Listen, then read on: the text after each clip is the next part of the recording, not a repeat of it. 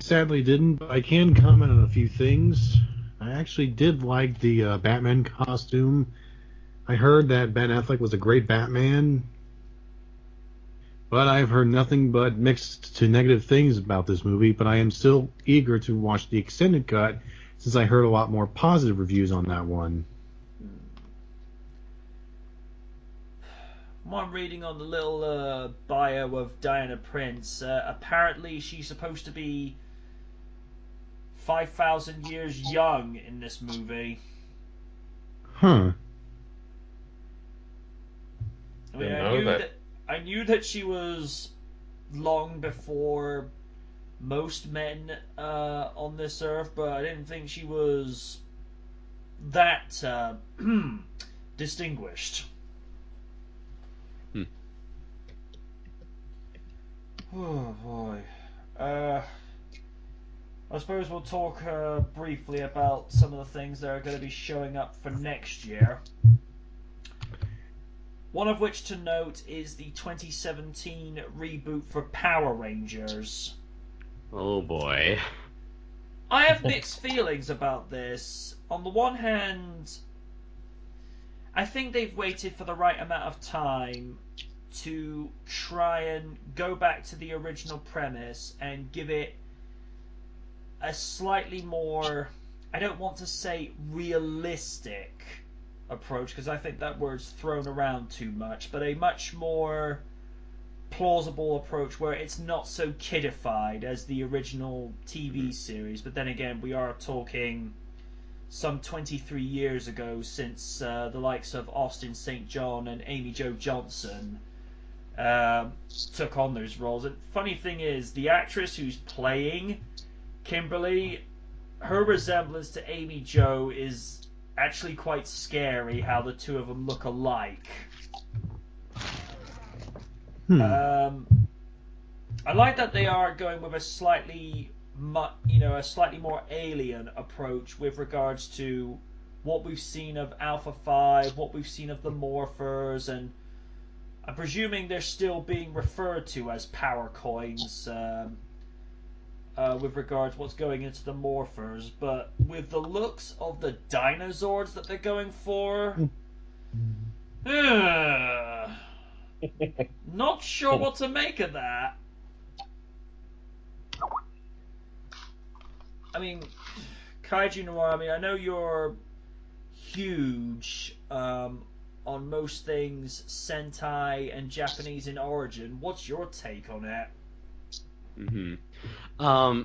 I definitely like as a child, Power Rangers was along with Godzilla, they were my like gateway drugs into tokusatsu media. Tokusatsu being the Japanese term for live action special effects.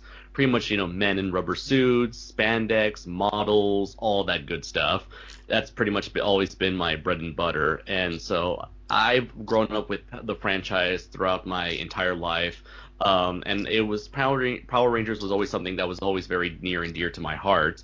And for many years, I always wanted to see a more like darker, slightly taken more seriously, more grounded take on Power Rangers, especially after seeing superhero movies become so successful since Spider-Man, at least since Spider-Man, X-Men, and Blade came out in the early 2000s.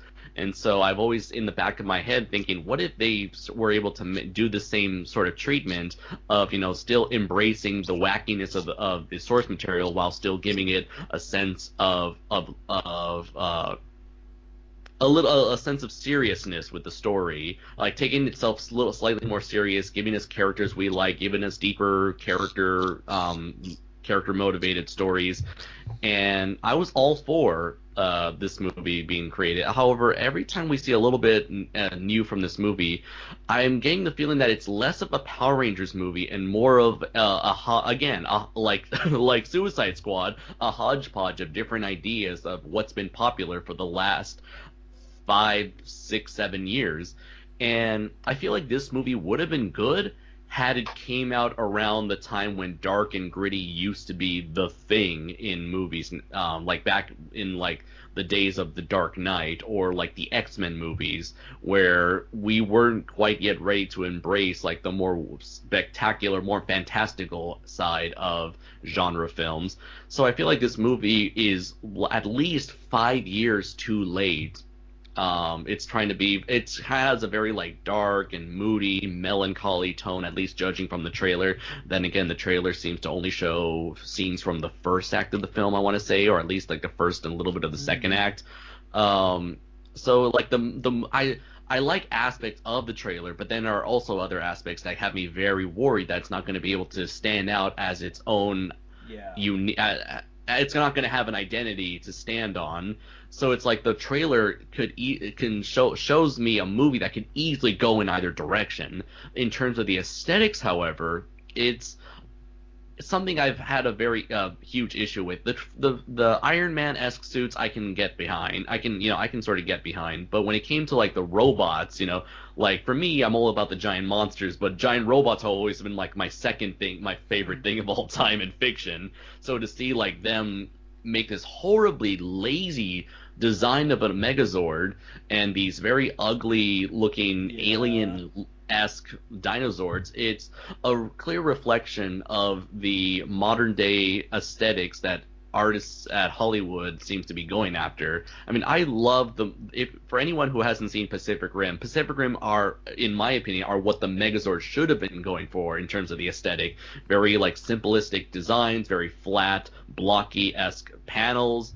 But ever since the Transformers movies came out, it seemed like everyone, in terms of machinery, in terms of designing machines in film, it seems like ever since the Transformers movies, everybody wants to go for that overly complicated, very jaggy, very jagged and edgy design with full of holes and spikes and all these sort of unnecessary detail, making the design look as busy as possible. And I honestly don't know why, since sometimes it's like simple, like sometimes the simplest options tend to be like look the best or seems like appeal the best. Or I don't know, maybe it's just me who's just tired of the Transformers aesthetic and and seeing something like Pacific Rim was like a breath of fresh air. But I'm not sure. Maybe it's like, maybe the artists, they think that the overly complicated way, it's like they think the simple panel designs are just too boring or not challenging enough, so they want to do something that's like more difficult to draw and animate on a consistent basis. But I know I'm kind of going all over the map here with my thoughts on Power Rangers, but it's just that I get so many conflicting messages from this movie, and at this point when I saw like the Megazords, I just gave up, and it's like I'm still gonna see the movie, but I don't have high hopes for it. It's probably gonna be something like another Suicide Squad, though for very different reasons. The other thing I noticed that from the trailer, they were borrowing tropes from the Amazing Spider-Man and X-Men Origins Wolverine, with the Rangers discovering their powers, like Jason breaking the toilet seat. I'm just like, the original Rangers didn't have civilian powers, and the fact that they have that kind of strength and jumping ability out of the Ranger suits, like, what is the point of them having the Ranger suits if they have these abilities out of uniform? I think maybe the idea is, this is an idea I've seen be applied in certain cases. Most recently, the anime My Hero Academia, where maybe in order for the characters to be able to wield the full power of the Power Rangers, maybe it's like the morphers, or like the power coins, they're attempting to strengthen their bodies in a way that will prepare them to fully embrace like the full power of the power coins, maybe. Because like maybe it's like in this universe, if you took any Joe Schmo, any average Joe, and put him in a Ranger suit, their bodies would get bruised, battered, and broken beyond repair. So maybe it's their way of like prepping their bodies in preparation for getting battle ready, or trying to like get them like their bodies like battle hardened early in order to prepare them to wear the armor. That makes sense. Also, do you get the impression that the Morphers chose them in the same context how the Dino Gems chose the Rangers in Dino Thunder? I'm not sure. I mean, it wouldn't surprise me considering how much how much they're borrowing from Amazing Spider-Man. I wouldn't be surprised if they tried to borrow the whole predestined, set in stone destiny path that they attempted to pull off with Amazing Spider-Man. So yeah, I wouldn't be surprised if they did something like that. Although I do like it more when characters aren't becoming the hero simply because it was already set in stone. It was already like their destiny. I do like it more if these were if these were regular characters who stumbled upon this, much like what Spider-Man was originally before they changed it with Amazing. Yeah. I mean, I don't like the idea of the Morphers choosing them. Like, maybe if it was like a Green Lantern sort of thing, where it's like they were choosing worthy people, I can probably get behind that a little bit more. The other thing I like that they've done, or probably done maybe a tad too much, they're not cookie, clean, goody two-shoe teenagers this time around. They do have attitude, but maybe a tad too much attitude. They're like every teenage emo stereotype going. I'm like, oh, good lord, we're not scraping the bottom of the barrel here, are we? You got the troublemaker who has a very dark past. You have the nerdy character who's super antisocial. You have the hot chick who cannot find the right friends to be with. It's like a group of misfits who now have to be forced to work together. Yeah, I can sort of see that. It's like you got a lot of like very typical character archetypes. And it's like it could work, but I guess I just haven't seen enough to know for sure. But from what I've seen, it's not painting a really good picture. The only one other good thing I'll note this time around, they're not making the same mistake with the black and yellow Ranger this time around. I'm like, you've learned. Yeah, I do like that with the casting. They still try to go for multiracial thing going on, similar to what the original Ranger team had. Yeah, because what they did with Zack and Trini originally, I'm like, guys, that would not fly today, and I'm not sure it flew back in the early 90s, because that was kind of questionable on their part back in the day. Did you yourself ever notice that, MJ, when you were watching Power Rangers? Because I'm a lot younger than you, I never saw that as a child. It wasn't until like I researched Power Rangers on YouTube that I started realizing it when it was pointed out to me through YouTube videos. When I saw it back in the day, it never clicked with me. When the people were like, revisiting about 10, 12 years later, I'm like, okay, I can see what they're on about. Because they kind of did something like on one show, it's like, what if the Green Ranger was played by an Irish guy? I'm like, okay, I'm not touching that one.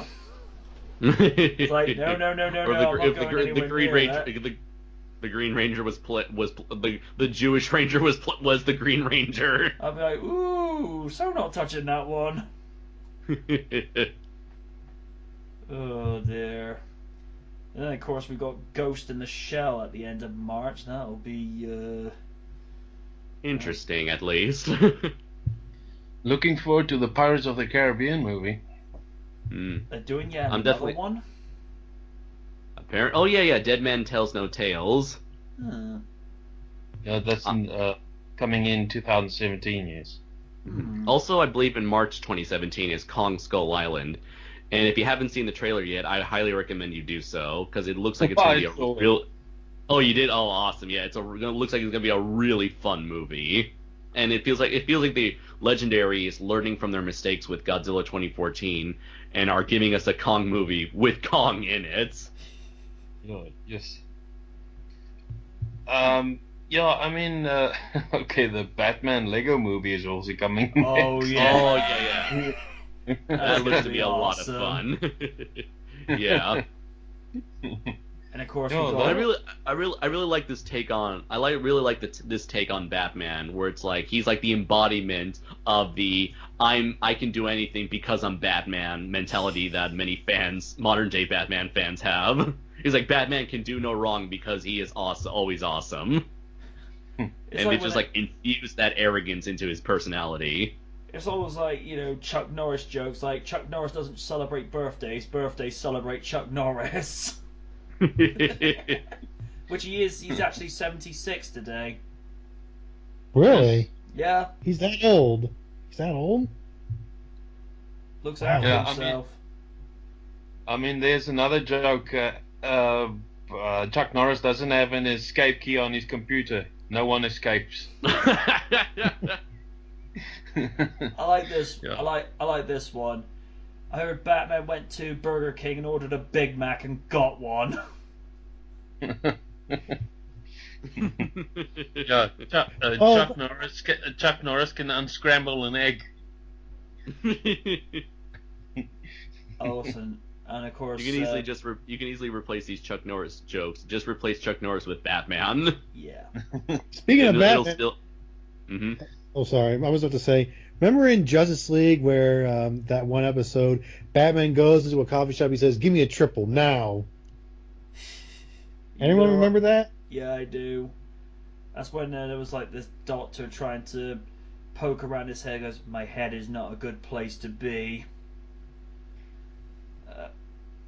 I was gonna say, and then, well, on the subject of superhero movies, early March, Hugh Jackman, one last time as Wolverine with Logan, which is essentially adapting Old Man Logan. Hmm. Yeah. There's going to be, whoever goes to play Wolverine in the future,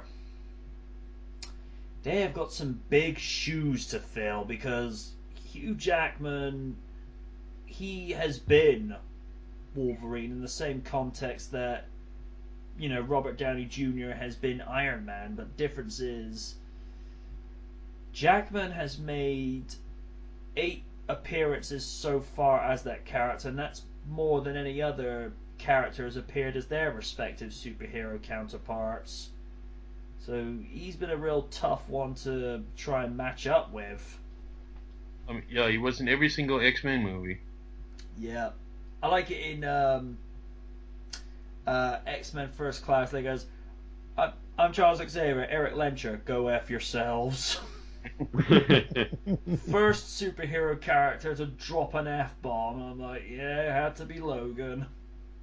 I like how Charles Xavier returns the sentiment in Days of Future Past. I remember when we tried to recruit you 10 years ago and you told brush us off, so I could say this now to you.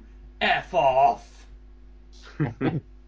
Although to be fair, Xavier was in a dark place at the time, so you kind of expect him to say something like that. Yeah. What else next year? Oh yeah, of course we're getting a Mummy reboot next year, and I'm like, why? Oh, come on. It's too soon. Because Universal is still keen on remaking their original cinematic universe. We've got to have money. Pretty much. And of course you got Tom Cruise in the leading protagonist role, and I'm like, you're no Brendan Fraser. And this is supposed to tie in with Dracula Untold as well, ain't it? What? Yeah. Yeah. Then Universal made that last Frankenstein movie that was made with the James McAvoy, I believe. Victor Frankenstein. Was that by Universal or someone else? Wasn't that I, Frankenstein? No, there was I, Frankenstein, but then there was also Victor Frankenstein. It even had the Harry Potter actor as Igor. director, Frankenstein film. Yeah. Oh, that was 20. Wait, that was 2015. Really? Oh, I didn't know that was last year. Intriguing. Who made Hits? What studio made that? Oh, 20th Century Fox. Okay. So we've had two Frankenstein movies, neither of them made by Universal, because Frankenstein is a public domain character. Yeah, which means anyone can make. Oh, that reminds me. You know, Warner Brothers are making their own Jungle Book movie. Oh yeah, I forgot about that. Yeah, and here's the thing that scares me a little bit. Benedict Cumberbatch as Shere Khan. I thought he's gonna enjoy this cool. way too much. No, hey man, let the man do his thing. Yeah. Hollywood is clearly running out of ideas. I mean, they got as Bagheera, they've got Christian Bale. I thought, is that gonna work? Oh. Christian Bale is Bagheera. He's just gonna be screaming at Shere Khan, "Oh, good for you! You're the king of the jungle. You're a nice guy, all right? But to hell with you. We're done professionally. You and me." Speaking of Benedict, I loved it in Doctor Strange, the way he's trolling Dormammu by having that time loop and it's becoming Dormammu, I've come to bargain. No spoilers. I haven't seen Doctor Strange yet. Please. Sorry. I'm surprised you haven't seen the meme yet. I'm refraining from spoilers until I see it for myself. All you need to know is it's a good movie and it's Benedict Cumberbatch acting his socks off again. Sounds like he's having way too much fun as Doctor Strange, or it's the good kind of too much fun. Have you seen in one picture on Facebook where he's going to a comic book store buying comics of Doctor Strange whilst dressed as Doctor Strange? No, I have not. It's priceless. It's like, that's literally getting into character. There are two movies I'd like to list. One's coming out in about a couple weeks, give or take, as of this recording, and one coming out just about a year from now. Mm-hmm. The first one is Rogue One. Mm-hmm. Ooh. The next one is Star Wars Episode 8. They have not announced the title yet, as of this recording, for Episode 8. Rogue One, well, I've seen the trailers. It looks amazing. I want to see it. Yeah. Same here. And of course, people are complaining about a female lead. I'm like, we've had female leads for years, and now you're complaining. Ugh. And of course, Kaiju. Before you came on, we were just talking about the Ghostbusters reboot that should never have happened. Mm-hmm. And MJ already did his own mic drop, so it's best not for him to repeat it. No. Mm-hmm. Back to Rogue One. Everybody knows that James Earl Jones will be back as Darth Vader. Nice. Mm-hmm. And people were complaining about the Darth Vader scene, like, what's the complaint? I mean, it's Darth. He's just walking in the trailer for half a second.